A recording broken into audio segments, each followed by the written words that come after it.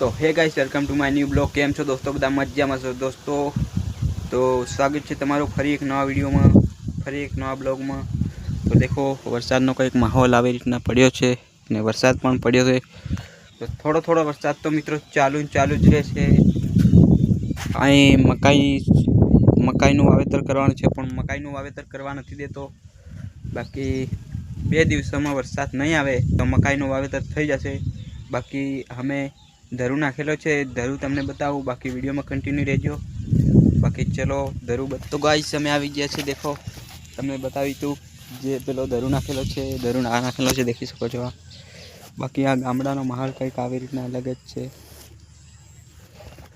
बाकी देखो आ धरू नाख्यो है, धरू पण तमने सारी रीते बताऊँ तो वीडियो में कंटिन्यू रहो।